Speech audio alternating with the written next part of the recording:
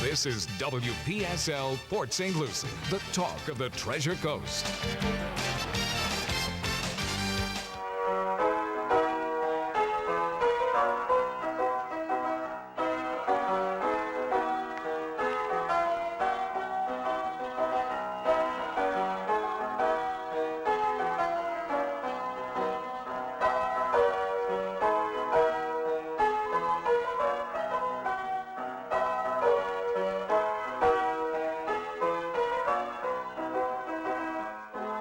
It's 11:08 at WPSL 1590, the talk of the Treasure Coast. You're on Ask a Rabbi.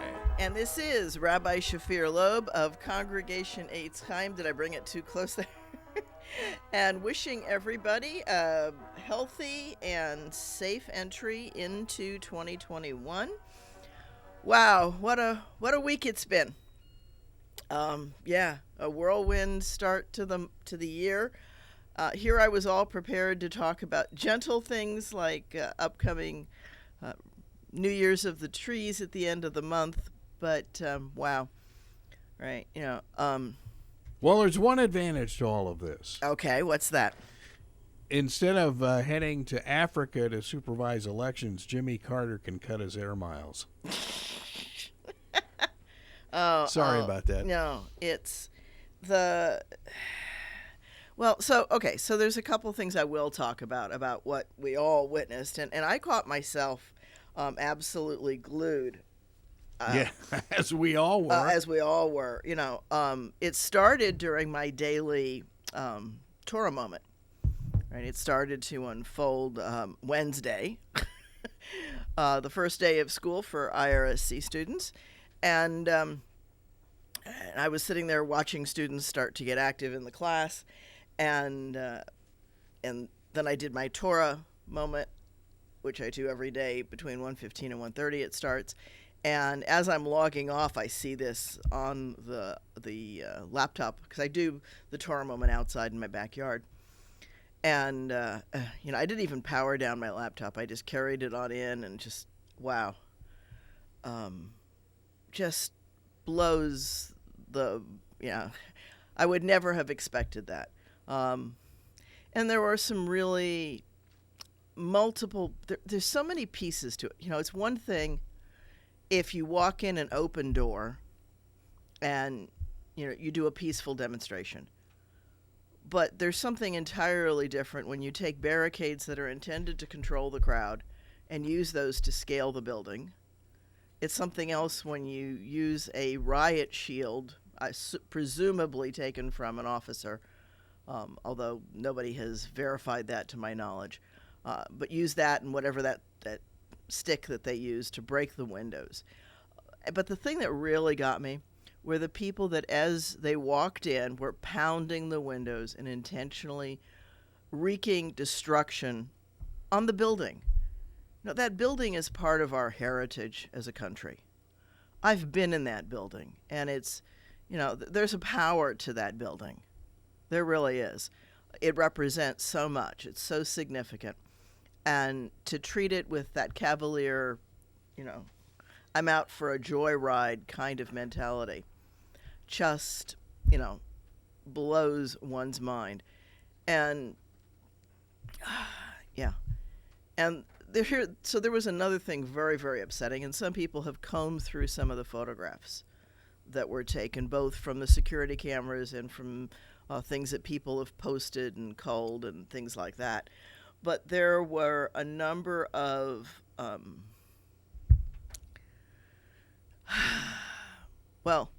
6MWE, which you saw on some of the shirts. And for those who don't know what that stands for, 6 million wasn't enough. Ooh. Okay. Ho, ho, ho. Okay. Yeah. I saw one that said Auschwitz U or something. Yeah, there was just incredible stuff that's over the top. And, yes, I agree that people have First Amendment rights to say what they want, but that doesn't absolve them of the consequences of their statements. Right? Right. Yeah. Yeah, I miss those shirts. You know, well, wow. you have to look back through. You'll see those. You'll see Crusader crosses. The noose itself is a symbol, right? You know, erecting a noose on Capitol grounds, that's more than a First Amendment statement. Right? And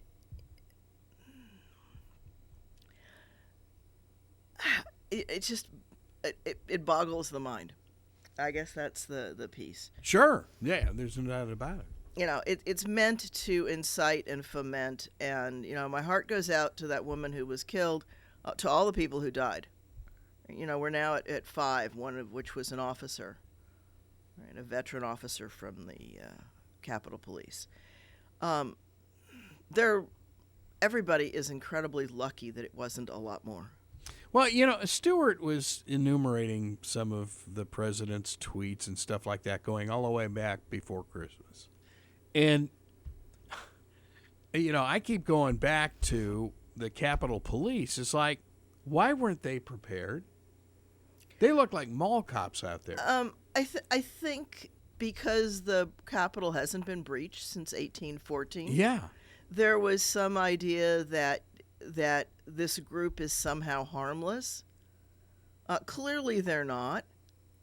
You know, clearly they're not. People were killed. That's not a peaceful demonstration.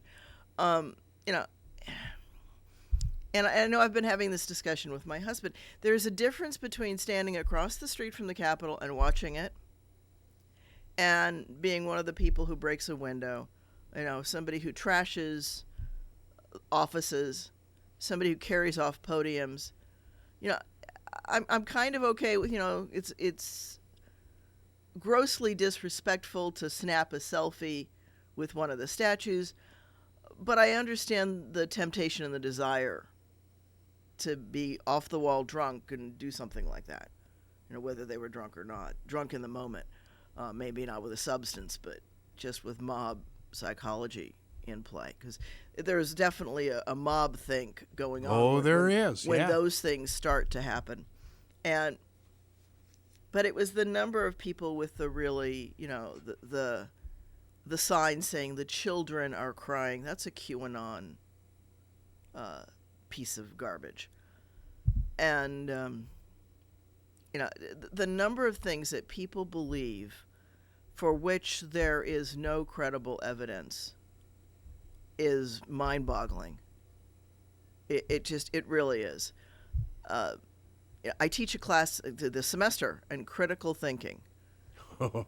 And what timing? Oh my God. I teach it most semesters, but I have it this semester. And, you know,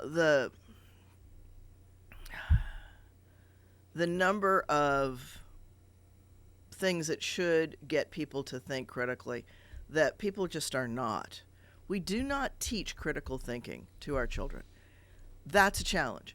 And there is a problem when you tell people what to think instead of how to think. And, you know, students will come to me and they'll say, you don't say this is right or wrong. And it's like, because my personal opinion doesn't belong in what I'm teaching. What I'm teaching are the tools. So, you know, I don't necessarily care if you are, you know, pro-gun control or anti-gun control. I don't care if you're pro-abortion or anti-abortion. I don't care about any of that. I care about whether or not you build logical arguments to defend your position. Right? Critical thinking. Can you support the position? Because here's a piece, right? And we've had that exercise. What do you know? And the reality is none of us knows anything if we really dig it down. We agree to live by a set of rules to make life possible and to allow humans to thrive. And that's really the bottom line. And we have to be willing to challenge those things, right? You know, the number of people who think that the earth actually revolves around the sun is also boggling. The Romans knew that wasn't the case. What? Yeah, the Romans and the Greeks knew that the Earth revolved around the sun, because if you do solid geometry, it's obvious. But you have to kind of observe the world around you. What they noticed was that the shifting of the shadows and, the cycle of the stars and everything else that was going on, it became very obvious to them that there were planets, and, they had a working model of the solar system. And they estimated the circumference of the Earth, and they were only off by a few meters. That's amazing. Yeah. That amazes me. And that's using just basic, they didn't even have they had geometry. They had solid geometry. They didn't have algebra. Algebra is a later math, because you need zeros to do algebra, because you have to solve with negative numbers. You don't need negative numbers so much in solid geometry, because things have dimension. And that's what they were working with, and they were able to calculate tremendous things. We have it in ancient documents. So, somewhere along the line, some group of people forgot what we knew as a species, and came up with all kinds of strange theories that don't hold together. And I get it. Some people are math challenged, right? There are some people who, if you tell them, well, that business lost $400 last year, think, oh, okay, that's fine. No, it's not. Businesses are supposed to make a profit. They are? Yeah. Oh, okay. Yeah, they are. Just double checking. I understand that, and tax. That's why Carol handles the books. Oh. Well, and there's a value in things like that. And some people have language skills, and we all have different skills, but we need to, this tendency in people to want to see conspiracies is a challenge. And it's when these conspiracies go off the deep end. And some of them just really have. Now, as I said, seeing those symbols, no, I don't think that was an organized, but I have to question, how do people come up with pipe bombs? Trucks of pipe bombs. That's not something that I normally carry to the market with me. And it takes more than 2 minutes to make one. Right? You've got to plan to have something that's, going to build into it.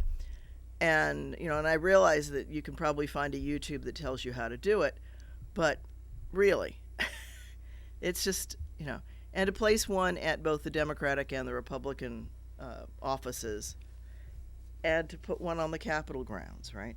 And I don't know where else they found them, but there were a number of credible and, in fact, valid bomb scares going on in that mayhem. And that's what it was intended to be, was mayhem. And one has to seriously question what happened in that breach. Yes, they managed to reconvene and certify, and I confess I stayed up until dark 30. I couldn't make it. But I stayed up and watched the gavel come down. I did not actually have students. That's amazing too. I didn't have any of my Chinese students. Where I had one or two at the very beginning. I had a student, and I taught the class and then came right back to it. Have any of your Chinese students said anything about this? So far, they have not. Now, I don't know how much they are aware of, the virus. I know they know about, because that gets carried. It's been kind of interesting. I know Stuart talked about watching Fox News, and I did. I've been watching Fox News quite a bit through this. Interestingly, I don't tend to watch MSNBC. But I've watched a number of them. One of the I've got a call coming in. Okay. Thank you, Steve, for calling. We'll continue on, and I'll talk more about what I watched or didn't watch. How you doing? That's always a pleasure. I'm driving around again, and I heard you talking, and like you, I'm appalled by what happened. But I think, you brought up critical thinking. And teaching a class, critical thinking, you don't make a decision until you have all the facts that you can possibly have. Right. And credible facts and sincere facts are just, two different things. And as I look at what's going on, I'm thinking that, see if you can follow my logic. Okay, Critical Steve. thinking is not the scientific method. The scientific method, you make a hypothesis, an educated guess, and then you try to prove it right or wrong. Critical thinking is a little different. And scientific method assumes something is either true or false. And nothing, it's not opinion, it's an assumption. And last time we talked about everything we base our lives on is basically subjective. If everything's subjective and everything's an opinion, then we're in a lot of trouble. So I think there has to be definites, and I think you'll agree with me there, don't you? That there have to be definites. Okay, so Steve is saying that critical thinking, you're limiting it to only deductive thinking, and there's actually deductive, inductive, and abductive reasoning, Right, and absolutely. scientific method is abductive reasoning, the most likely explanation to fit the facts in front of us. And facts, facts need to be verifiable. So I'll point out one thing to you. It took an eclipse to be able to prove part of Einstein's theory about the bending of light. So was that true or not true? It couldn't be verified until somebody, and it took them, 20 or some years between the time he put forth the theory until they actually managed to get to the right place on the planet for the right eclipse to see the phenomena to verify whether that part of the theory was right. And all that, yes, Right, so that's Einstein's theory. And, so does that make it true or not true? It's Then you go whether to the or not a preponderance system. of evidence. Well, and I show this wonderful deductive piece of logic from Monty Python, where they're trying to decide whether or not the woman is a witch. Right, and the end up criteria is she made out of wood, and how do you determine if she's made out of wood? If she weighs the same as a duck. And they put her on the scales, and it does, right? And as the woman's coming off the scales to get killed as a witch, she says that's a fair cop, right?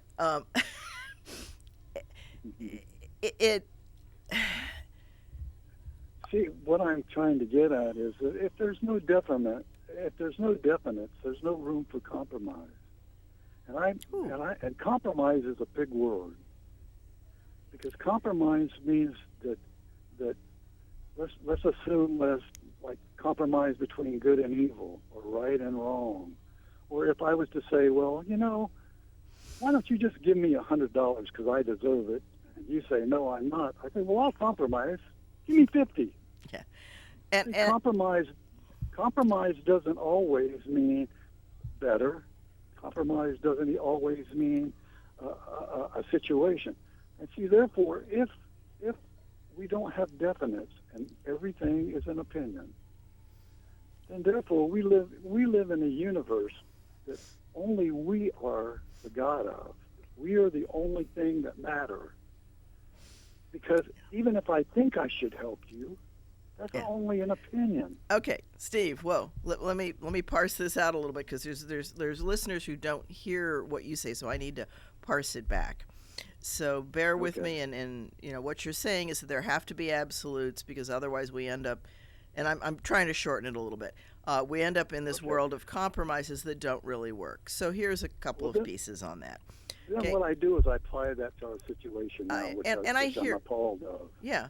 Well, I'm definitely appalled by what I saw, but let me address just that little bit that you've given there, because otherwise we'll end up on 3 other subjects, and I don't want to let what you said just hang. Agree. It's so hard. Because the reality is that we don't know. We can't prove that there is, in fact, a sun. There's something up in the sky that's bright.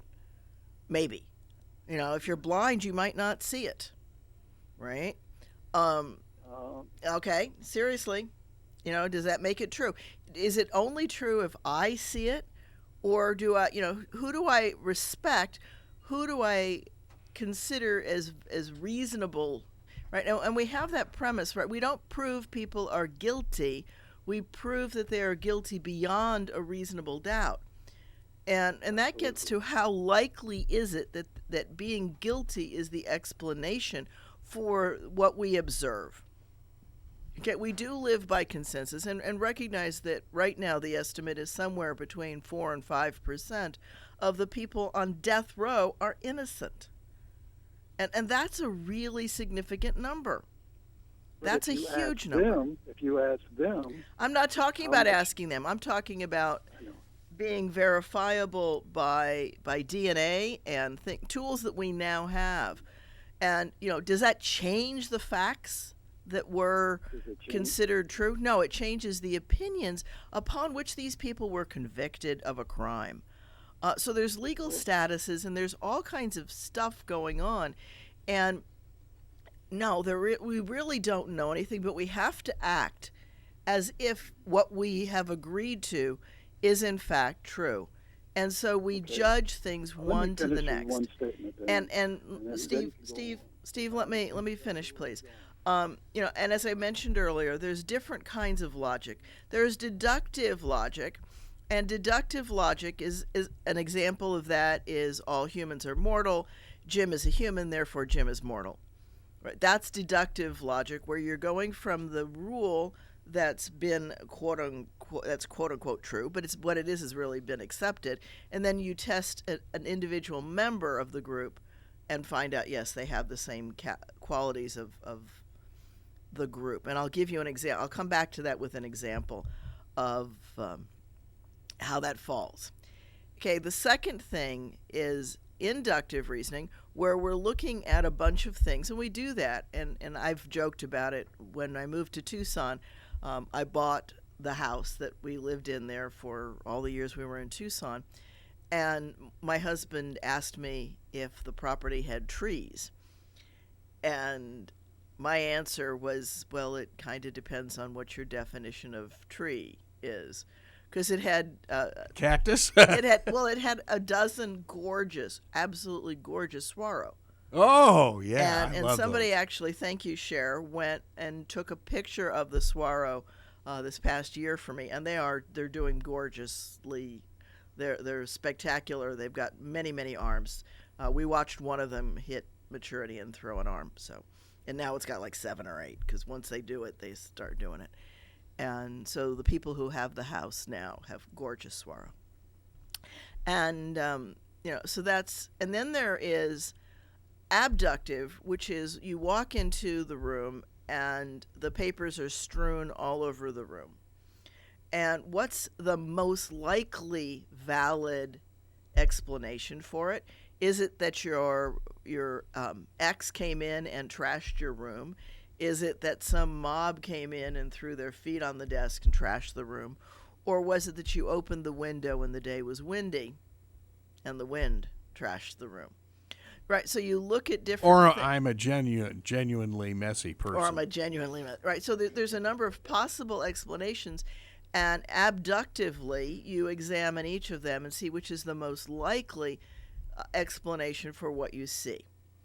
And, to quote Sherlock Holmes, when you get rid of all the things that can't be, what's left, even if it's a little weird, is the most likely explanation. And I'm seriously paraphrasing him. So let me come back to the deductive reasoning. So if I have a hypothesis, and my hypothesis is that all odd numbers are prime numbers. And so I go through, and a prime number, of course, is a number that's only divisible by 1 and itself, because everything's divisible by itself. So I go through, and 1, of course, is its own weird case.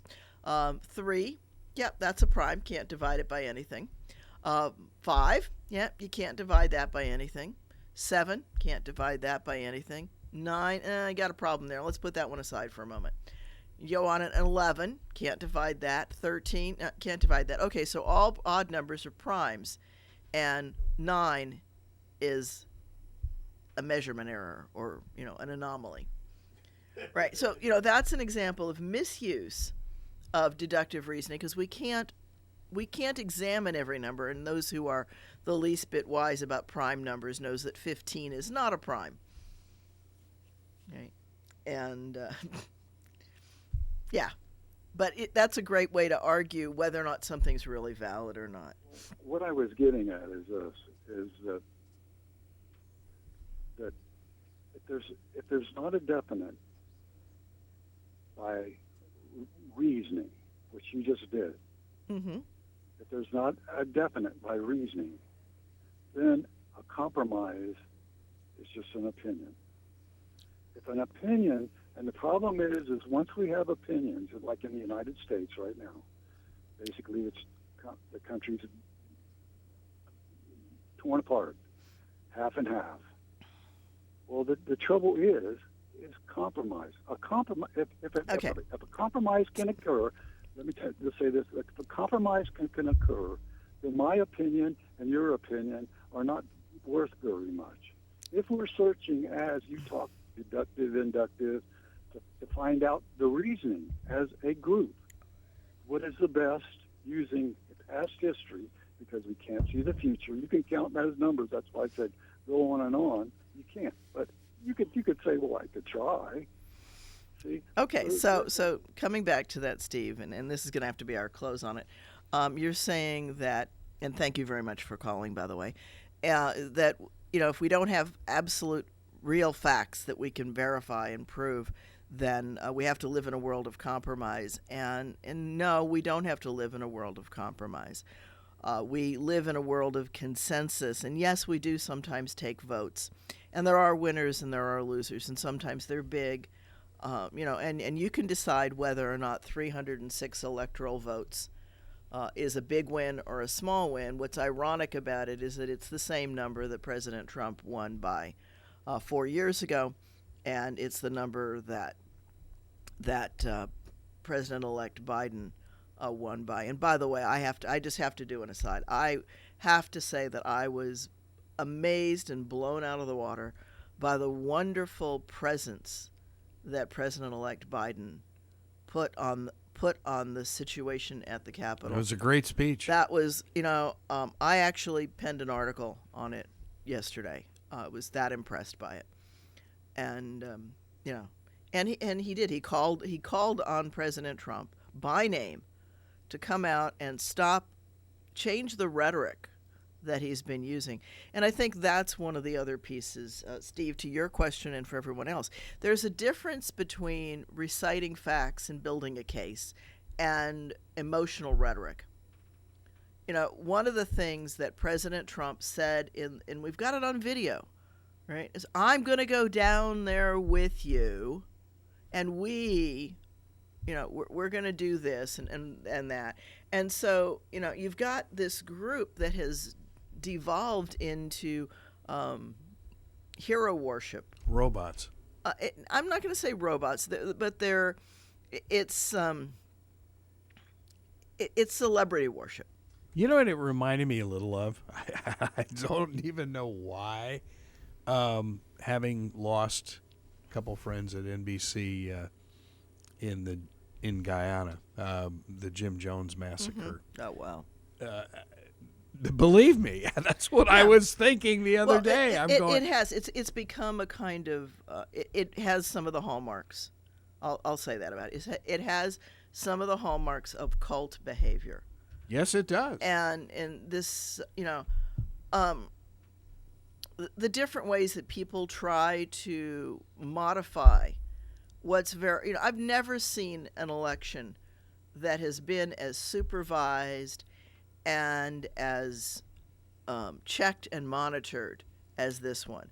Were there little issues here and there? Yeah, but not 7 million, 10 million, and there was this interview with somebody who was on the Capitol grounds yesterday where somebody was saying to a news person that they didn't think that it was only 75 million, which, that's an incredible number, voted for President Trump, but that it was in fact 85, and that somehow in the country 10 million votes were flipped. That I've been inside the electoral system, and I have a friend who assisted me, but they put up papers and barred and it's, but they did that from the people who were not observers, that had not gone through the procedure to become an observer. There is a process. You don't just get to walk in off the street and say, I want to be an observer. You have to file for that. Everything in the election is so planned out, so far ahead, as far as making sure of the security. And observers have to go to classes. Observers have to go to classes, and they have to promise to not give out any personal information that they happen to observe.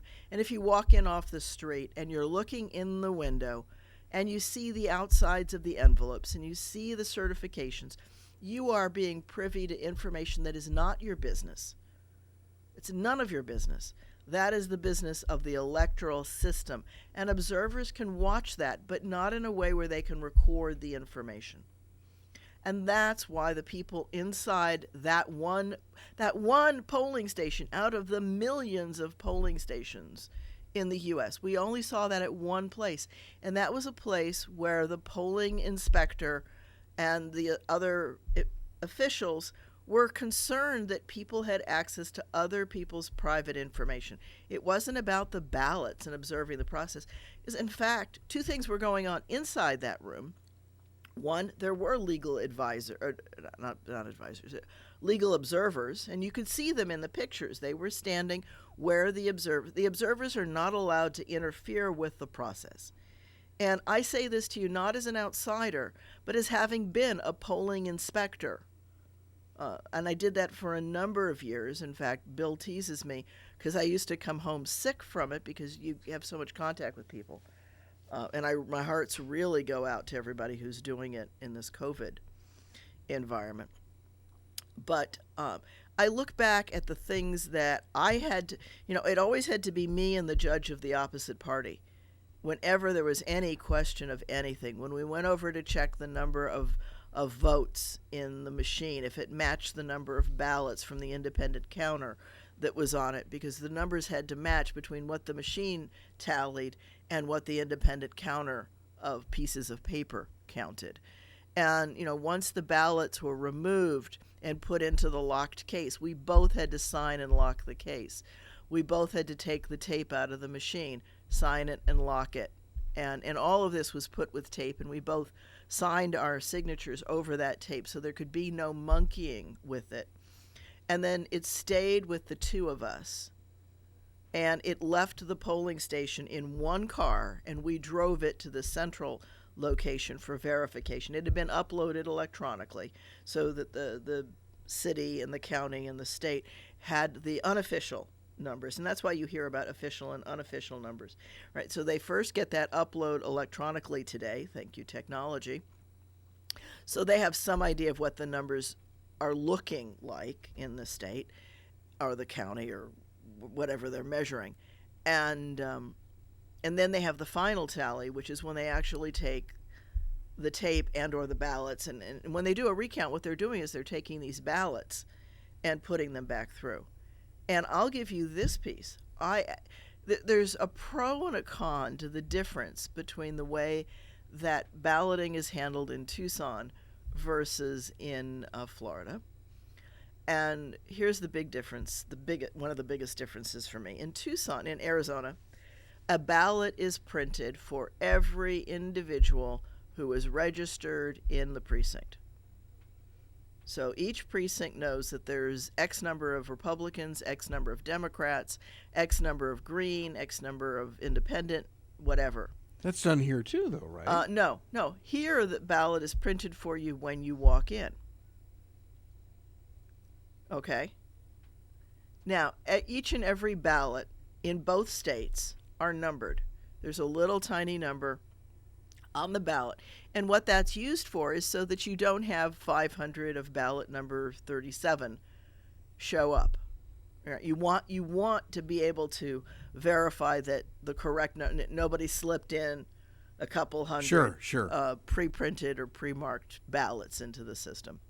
And so they're all numbered, and you know the sequences, and you know, and in Tucson, we checked off how many of which ballots we had. We did an inventory to make sure that we had enough.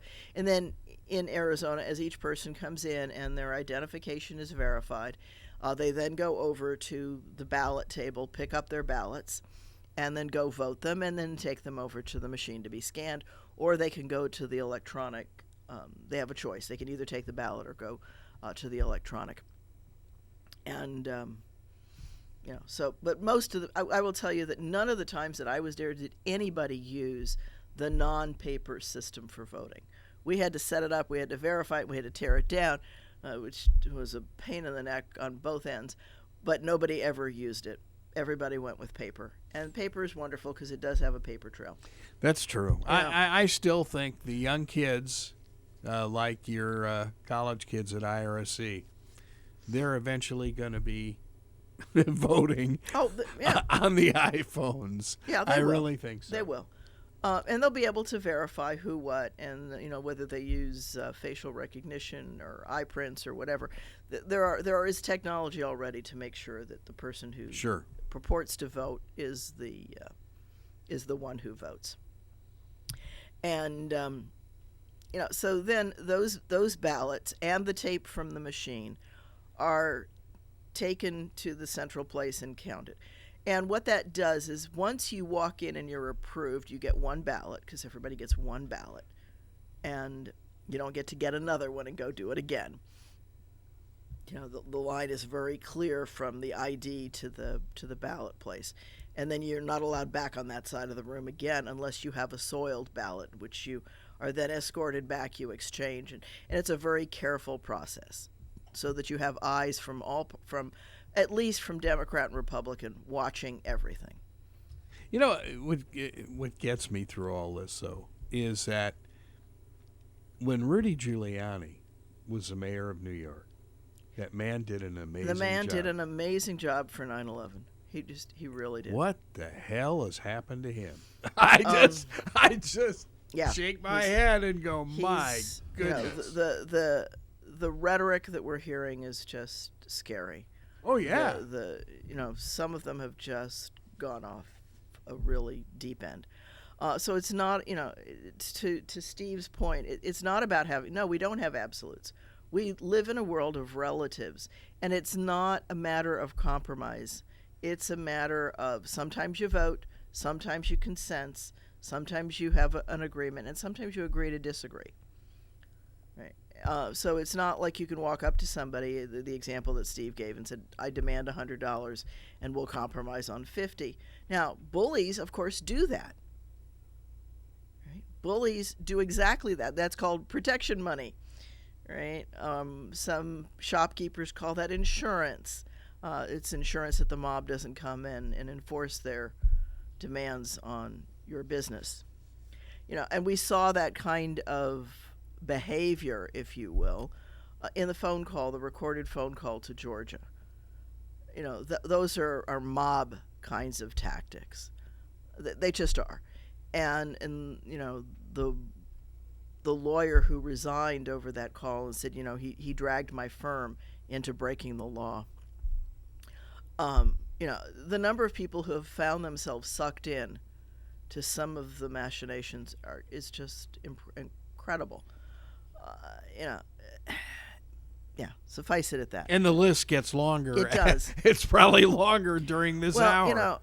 I'll give some credit to the senators who finally developed a bit of a backbone and dropped the objections, because they weren't going to overturn enough of the votes. Each state does have a right to decide what is or isn't legal. That's the way our government is set up. Otherwise, we don't have states. And, that is their prerogative to figure out how to determine their electors. And we heard states that have split electors. Sure. Right? But, the other thing is, going into this thing the other day, Trump has lost 60 not 1, 2, or 5, 60 court cases. Yeah. And a lot of them were judges that he had appointed. Yeah. And it's like, okay, wouldn't you think? What's the magic number that, that he would finally get the message, hey, I lost, period. There are winners and losers in life. Well, the Washington Post tried to send him that message. Or Yes. not the Washington Post, the Post in New York. All right, tried to New send York him, Post, the yeah. New York Post. Oh, right, yeah. tried to send him that message. And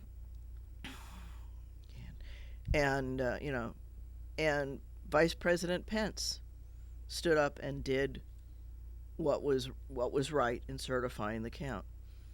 And there was a couple of interesting pieces, and since I did stay up to the end, one of the things that I caught, I don't know if you caught it as it was ongoing, but Speaker Pelosi was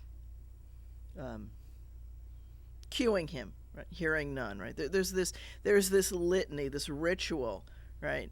I have in my hands a document from the state of so-and-so or the Commonwealth of so-and-so, and it purports this, and it has the document attached, and it's given to the teller, and the teller says it appears to be regular and authentic, and there's a litany that they go through, and it was fun to watch the different folks come up and read it, the different members of Congress, and and then he asks, are there any objections, and he had a litany for refusing it and or entertaining it, because they had to entertain it for Arizona and Pennsylvania, which were ridiculous. But I give some credit to those senators who said, you know what, take my name off of that. I'm not going to do this anymore. And at the very end, when all was said and done, Pelosi went and elbowed him, because that's, if you paid attention, the folks that are behaving and doing their social distance, they're elbowing each other on Yes. the House and Senate floor. Oh, yeah.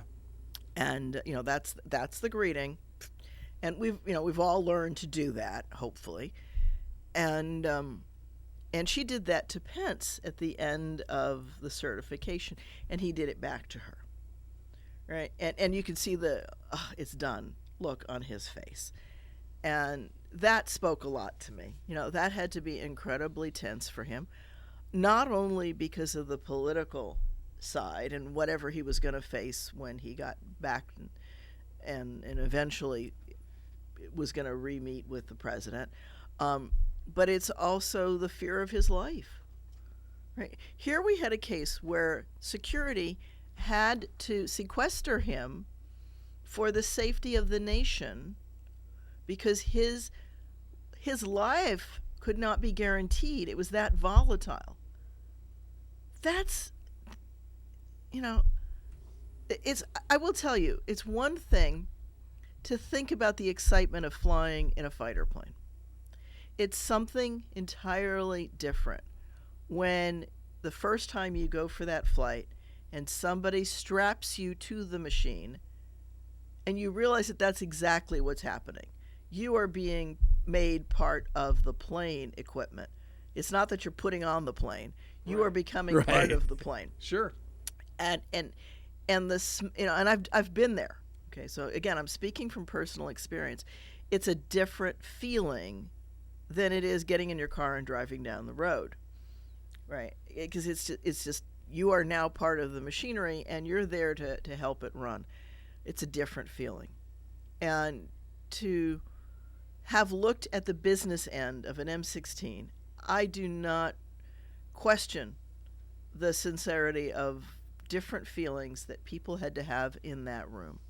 There were people who called home and said goodbye to loved ones because they weren't sure they were going to live through the day. Oh, there are several congressmen that did that. Yeah. I mean, to even think of doing that kind of stark terror. There was another observation that came out from somebody that was in one of the various things that I've read, but one of the accounts was a senator who looked out the window an hour before it was scheduled to happen and thought to himself, we don't have enough security in the building to handle the mob that's outside. And, that's that's serious. Again, I think that speaks to what I said before, which is that they didn't think, they being the folks responsible for security, that they didn't think that anybody would actually storm the Capitol. It hasn't been breached since 1814. Nobody's done what this mob did Wednesday for 200 and some years. Maybe they all have British heritage. Well, there were a couple of people who were dressed in revolutionary clothes. Oh yeah, and of course there were definitely reenactors in the group who, and that's an interesting crowd too. You want to talk about easy for me to say. Suspending objective reality is when you get into one of these reenactment plays and you play act the piece. And so you've got a lot of those in Pennsylvania and the Mid-Atlantic area. Lots of different places. Oh, yeah. Folks who dress up and create their own impression and version of what they think it might have been like or should have been like in the Civil War, because there's more and more evidence that what they recreate is some weird fusion of many things and not highly accurate. And at the same time they achieve some sense of significance by sleeping in the freezing cold to imagine what it was like at Valley Forge or something like that, if they go all the way back to those times. And those were, do you need that kind of stimulus to feel significant is the challenging part of that. In my little area, reading some of the sports personalities, i.e. NBA players and stuff, of course, they're all saying this would have been handled differently if this was a Black Lives Matter protest. I hate to say that, but and we're gonna hear about that, Greg. Yeah. Oh yeah. I'm sure we're gonna hear a lot about that. Yeah. My news. Excuse me a second. One of the joys. I love my postnasal drip. And it's that time of year too. There's no doubt about it. Oh yeah, trees are definitely ganging up on me, but or at least on my body. So you're right. You look at the visuals of when they were protecting government things from the Black Lives Matter groups, who got, by the way, tear gassed and knocked out of the way for a photo op. Oh yeah. And clergy were tear gassed at the church, who were there handing out water and with medical folks on standby. This didn't have any of that, and that speaks to the folks with the medical emergencies. Could they have made a difference? I don't know, but nobody took care of that kind of planning. But that did happen. Somebody had the foresight with the Black Lives Matter. The Black Lives Matter was just a totally different tone. There were people who went out of their way to make sure that folks had water, that folks had medical standing by and stuff like that. And that was all volunteers. And it's not like there was, and now I'm going to hear that there were this organized group doing that. There wasn't, but there were people who were involved in it who knew enough to, that if you have that kind of crowd, you need support. And this was just a mob coming down from the White House. And thank you for calling, Tom. We've got another caller. Tom, are you there? I am. Good morning. Okay, thank you. Thank you for calling. I've been listening. Boy, You need to speak up, Tom. Speak up. You are really, really low. Hello? No, he's gone. Okay. Well, you had Tom, problems sorry with the about that. You must have had problems with your phone. Please do call back. We've got 4 more minutes. 3. 3, okay. Yeah, Okay. It just clicked. I see that. It's one of the problems of not having second hands. You don't have the old analog for me to watch going up on the little hand coming up to the 12. Or Do more. any of your students even know what that is? We do teach analog. time like telling. a Mickey Mouse clock or You something. need it. Well, you need that for flying because you tell people the traffic is at 2:00. Oh yeah, yeah. You know, my husband and I we haven't piloted in years, and we still use that. You know, traffic at 2:00, or go look. Oh sure. You know, Yeah. whatever. But you use the ordinals on a clock to tell direction. So, so that's a convention. It's not objectively at 2. It's agreed upon that 2:00 is slightly to what I call my right hand, and 2/3 of the way between what I call 12 and what I call 3. And depending on how accurately people see whatever that is that they see or don't see, tells you, etc. And so how it all goes. Yeah. But we all agree to things, and the challenge becomes, and I'm going to actually go to a strange place on that. There's a gentleman named Hiram Smith that you might know from the Covey Franklin Institute, the planners, and he talks about that we put rules or principles on something that he calls a belief window. And he says that we use that to decide what information we'll take in and how we judge it. And he does a rather humorous example with a vacuum cleaner that's kind of funny about are women better than men, are men better than women, and can we run the vacuum cleaner? It's kind of a funny example of it, but it shows how people use their prejudices to decide what information they'll allow past their eyes and what they won't. And I'm hearing my music, so I'm out of time, folks. Thank you for a great session, and hopefully next week you'll be able to call me. This is Rabbi Shafir Lobb for Congregation Eitz Chayim. Have a great week.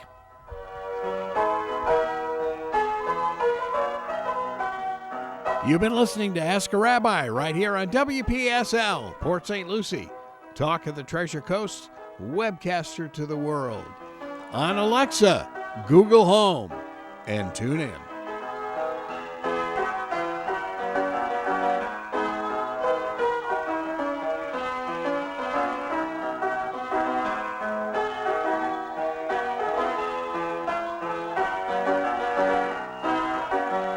It's 12 noon.